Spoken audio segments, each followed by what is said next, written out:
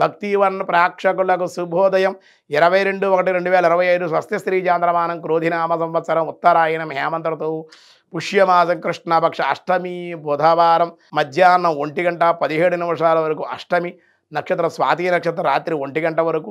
So వర్జాలు లేవు ఈరోజు. దుర్ముహూర్తం అయితే ఉదయం 11:49 నుండి 12:33 వరకు.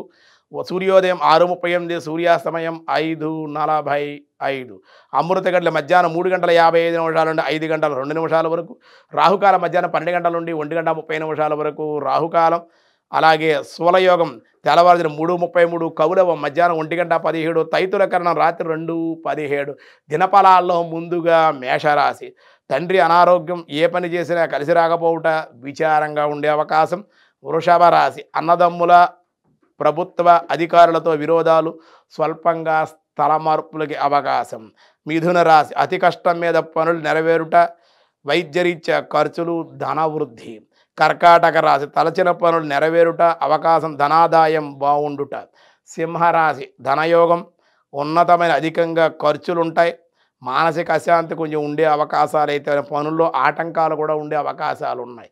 కన్యారాశి. కుటుంబ సమస్యల వల్ల ఇబ్బందులు, నూతనమైన స్త్రీ పరిచయాలు, కొంచెం ఆనందం. తులారాశి. ప్రభుత్వ మూలకముగా గుర్తింపు, కుటుంబ సౌఖ్యం, అప్రయత్న లాభాలు. వృశ్చిక రాశి. బంధుమిత్రుల యొక్క కలహము, తక్కువ వారితో స్నేహాలు కానీ ఆందోళనలు కూడా ఉండే అవకాశాలు. ధనస్సు రాశి. వృత్తి ఉద్యోగ వ్యాపారాలు కలిసి రాకపోవుట, ఆదాయమునకు మించి ఖర్చులు కూడా వచ్చేటట్లుంది. ఖర్చులను కనుక నియంత్రించి పొదుపు చేయగలిగితే ఈరోజు చాలా అనుకూలం. మకర రాశి. బంధుమిత్రులతో వివాదాలు, స్థల మార్పులు, అలాగే ధనం సమయానికి చేతికి అందే అవకాశాలు. కుంభరాశి. పాత బాకీలు వసూలు ఒకట, నూతన వ్యాపార లాభాలు, వెండి బంగార వస్తువులు కొనుట. మీనరాశి. దేవాలయ దర్శనాలు, ఆధ్యాత్మిక చింతన, దాన ధర్మాలు, కుటుంబ ఆనందం. ఈరోజు విష్ణు సహస్రనామంలో ఏం చెప్తున్నారో చూద్దాం. వ్యాసాయ విష్ణు రూపాయ వ్యాస రూపాయ విష్ణవే వ్యక్త రూప వ్యక్త రూపాయ నమః.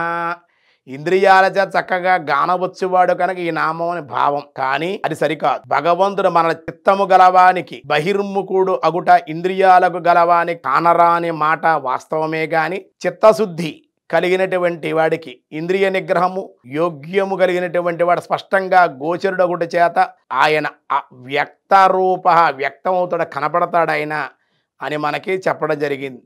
అంచేత మనస్సు ద్వారా మనస్సును మంచి చేసుకుని ఇంద్రియాలని బుద్ధిని నియంత్రించుకుంటే, చిత్తాన్ని భగవతార్పితం చేస్తే ఆయన వ్యక్తం అవుతాడు అని మనకు చెప్పబడుతుంది. మిగతా విషయాలు రేపు చూద్దాం. ఈరోజు స్వస్తి.